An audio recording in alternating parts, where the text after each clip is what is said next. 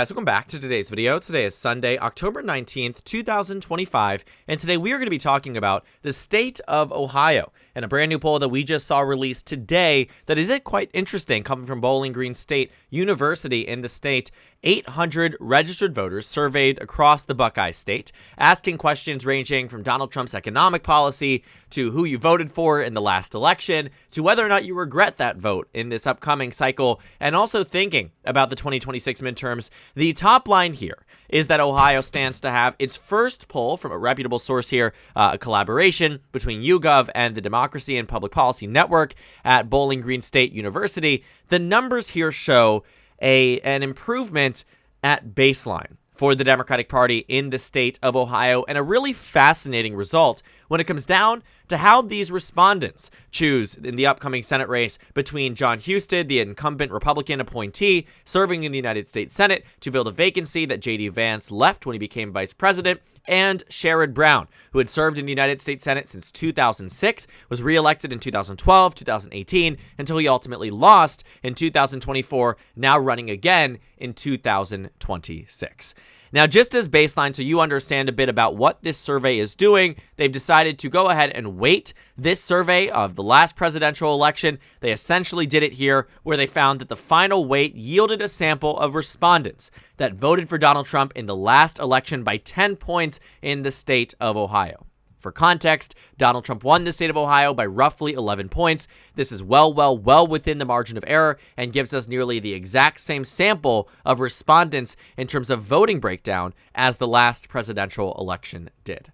Now, the survey result here is one that takes me by surprise, not necessarily because of the fact that, there is now a Democrat doing very well in the Senate race. I wasn't shocked to see that Sherrod Brown would be doing so well. It was the severity on the Republican side and the degree on the Democratic side at which Sherrod Brown was doing well in this race. In the total group of voters here, they asked the question as it is phrased in the following: "We know it's early, but we would like to know who you would vote for in Ohio's 2026 U.S. Senate race." And in their result, Republican Jon Husted, the incumbent, gets 48% of the vote. The Democratic challenger, Sherrod Brown, receives 49% of the vote. And a lot of Republicans saw this poll today and immediately dismissed it as one that was misleading and wrongfully characterizing the state of the race in the state of Ohio. I think a lot of Democrats are also, looking at this and saying, well, this is a poll showing a lead for Sherrod Brown, but how can we really trust it? I do think that I understand on both sides questions about the validity of the poll, but I will say this: YouGov does a good job at polls, generally speaking, and looking at the recalled vote. Regardless of how the question was framed, how it was, surveyed and sampled, the recalled election vote, this is a sample of Trump plus 10. If the state itself voted for Trump by 11, sure, we can adjust this result maybe over by a point, but again, everything is within the margin of error. It stands to reason that Sherrod Brown might actually have a fighting chance at the Senate race in Ohio. And that's the big reason why he was recruited in the first place. Now, I think Democrats are largely scarred about, what it looks like in the state of Ohio, because they have tried tirelessly to win this state since Donald Trump won it in the 2016 election. Because in this race, too, Democrats initially felt that the Senate race might be competitive because former Democratic governor who had won across the state, Ted Strickland, ran for Senate in 2016 against Rob Portman, enough so that Portman was terrified that Donald Trump might weigh him down because the expectations in Ohio were so grim for the GOP. Hillary Clinton led in the polling data, leading up to an eventual 9-point loss, really, in the state of Ohio, a state that voted for Bill Clinton, but voted for Obama twice, right, was called nearly at poll closing for Obama in 2008. So this is a state that, Karl Rove broke down over in 2012, but either way, in 2016, it was a race that scarred the Democratic Party and continued to do so cycle after cycle. Because in that race, like I said, Rob Portman, the Republican nominee for Senate here, was terrified Trump would weigh him down. So right before the election, after the Access Hollywood tape was released, decided to say, I'm unendorsing Donald Trump for president of the United States. He simply cannot be president. And thinking about the margins they won by in the state, at that point, all disagreements with Donald Trump went away. because Rob Portman defeated a former statewide elected official, governor of the state, by over 20 points in Ohio. And then in 2020, Democrats invested tens of millions of dollars in the race. The Biden-Harris campaign made it a point to say, we're competing in Iowa, we're competing in Ohio. Joe's going to bring back the working class voters, and he did, to a degree, in Wisconsin, in Michigan, in Pennsylvania, flipped Georgia for the first time since 92, flipped Arizona for the first time since 96. So yes, there were advantages of that Biden ticket, and that's why they did so well. They won nationwide by 4.5 points, but get this, Ohio shifted by less than 0.1%. Less than 0.1% when the national shift on the popular vote was over 2. When the shift in some of these battleground states was, Georgia, for instance, shifted 6 points to the left. Think about that, right? 6 points to the left. Texas was 5.6%, and Ohio was going to Trump by 8.1%. Then 2 years later, Democrats said, okay, we're outspending J.D. Vance. Tim Ryan is polling well. We're going to win this Senate race because of the Dobbs decision, and Mitch McConnell's having to spend $30 million on this race because it's so dire. And to a point, right, Mitch McConnell did largely save J.D. Vance. But as voters were reminded simply of party affiliation, J.D. Vance, who, underperformed Trump, sure, still won by 6 points. And then in 2024, of course, we know that Donald Trump defeated Kamala Harris in Ohio, but the Harris-Walz team never really focused on Ohio, but Democrats did in the Senate race in 2024. And with Sherrod Brown, as much as they outperformed Kamala Harris by 7, the margin at which Donald Trump won by in the state was just simply insurmountable, and Bernie Moreno was elected to the United States Senate.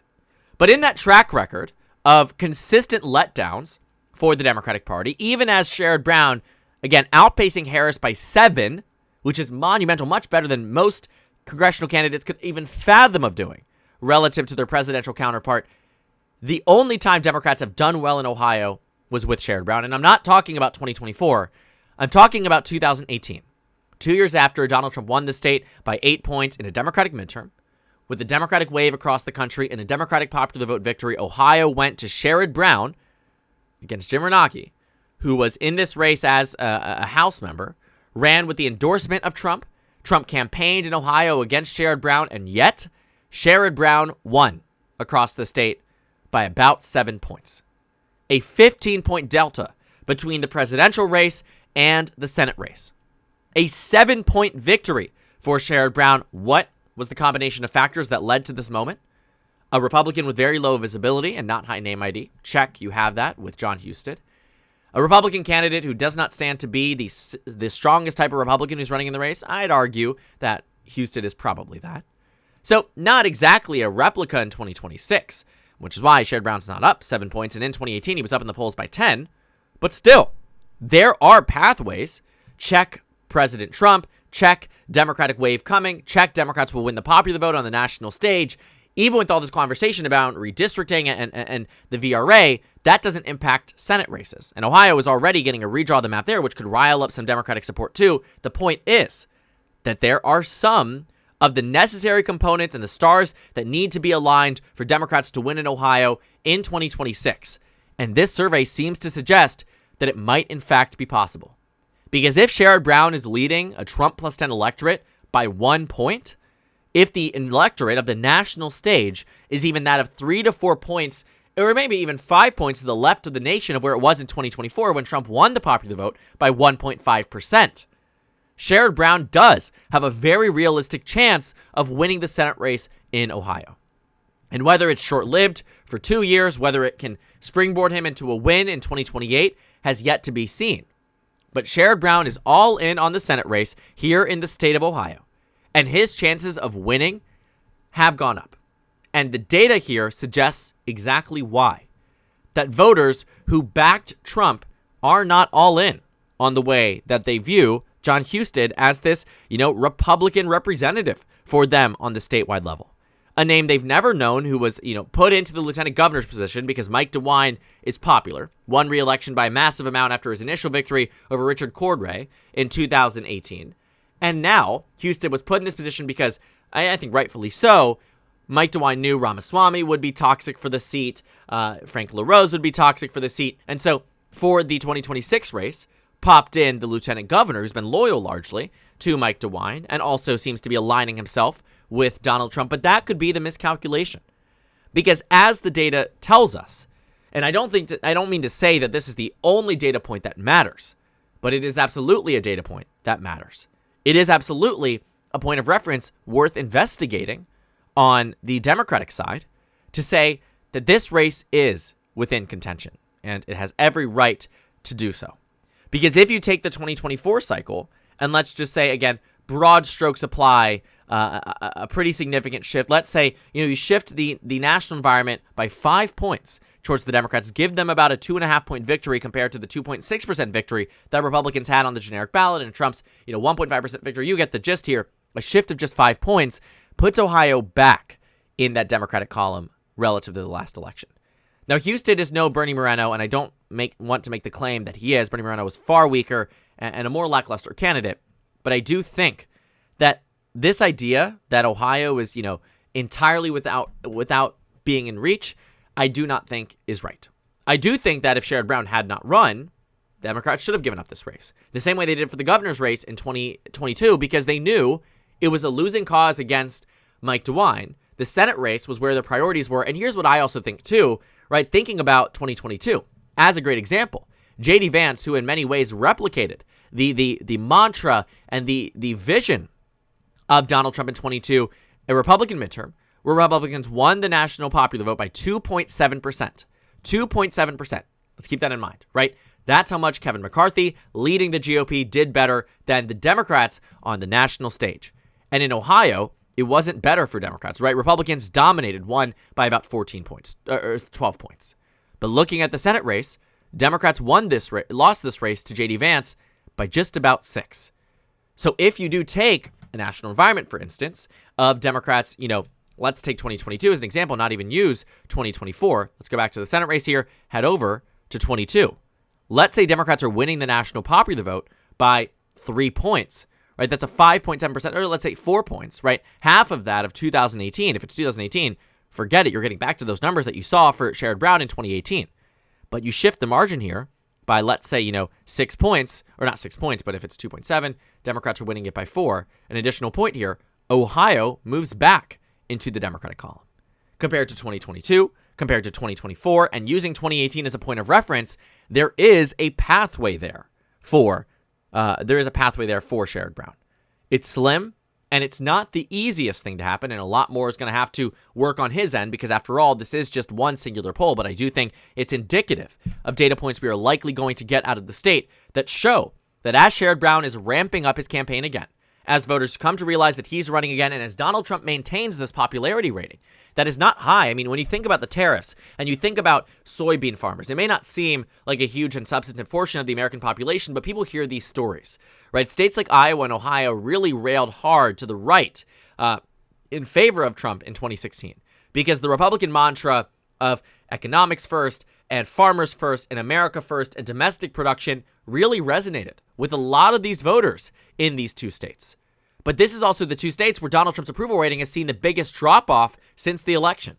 It's not Georgia. It's not Arizona. It's not any of the 7 swing states. It's these states in particular. In fact, some other safe red states as well find themselves in opposition to Donald Trump's current administration. So when you think about it, in 2026, Ohio could stand to be that example, just as it was in 2018, that while Donald Trump's influence and ability to drive home Republican victories in North Dakota, Indiana, Missouri, and even Florida in a Democratic wave midterm, some of these states might find themselves siding with the Democrats, even if they won't on the presidential level. Even as they did it in the 2 presidential elections, sandwiching the midterms, at which they voted Trump +8, Democrat +7, Trump +8. Think about that, right? And then you had a red midterm. They go Republican +6 in a red midterm with an unpopular Democratic president. Ohio is very red, but only and seemingly for Donald Trump. And I do believe that while it does translate and help the Republican Party across the state 1,000%, they primarily and almost always benefit from Donald Trump being on the ballot, but he will not be on the ballot in 2026. He will not be there for consideration for the voters in these states here and Ohio in 2026. What the data is telling us is that there are a lot of vulnerabilities when it comes down to the way voters view Donald Trump, the way they view John Husted, and it is interesting Because what we know is that the recalled vote is Trump plus 10. But just 1 out of 20 voters say they regret their vote in the last election. And it doesn't even indicate if they regret it on the Trump side or they're regretting it on the Harris side. But just 5%, meaning that a lot of these voters are still very much entrenched in their positions and say adamantly, I stand by who I voted for, and namely, in Ohio, the majority of that vote being for Donald Trump. And yet, Sherrod Brown still finds himself weaseling his way into an advantage. It's interesting, to say the least, and I don't know how long it's going to last, but Ohio stands to be, with Sherrod Brown, the last line of defense for Democrats in some of these redder states, and it will be fascinating to see exactly how this race shapes up. Because as it stands right now, there's a very real reality if Democrats, if everything goes to plan, could win the Senate race in Ohio. It's not the likeliest outcome. It's not the likelier outcome. But it stands to be one that without Sherrod Brown and without any type of Democratic investment in this state for this particular race, because it is uniquely competitive, this race would be Republican plus 20 and we wouldn't even be talking about it. But now, as much as Democrats are going to be competing here, Republicans will be forced to defend a seat that they otherwise would have kept safe without Sherrod Brown in the race. And again, as I've been saying for a while, this race will really take place and shape up over the coming months as we see the full-fledged of a general election with 2 presumptive nominees on both sides of the aisle, heading full steam ahead into the next year of campaigning for the 2026 midterm elections. So thank you guys so much for watching this video. Make sure to comment down suggestions below. Subscribe on the left if you haven't already, and check out the Instagram and Twitter. At the top left of the screen, there's also a Discord server for you to go ahead and join. On the screen, there's a video for you to watch, and then a playlist for my 2026 Senate election analysis videos. Again, thank you guys so much for watching, and I will see you all tomorrow.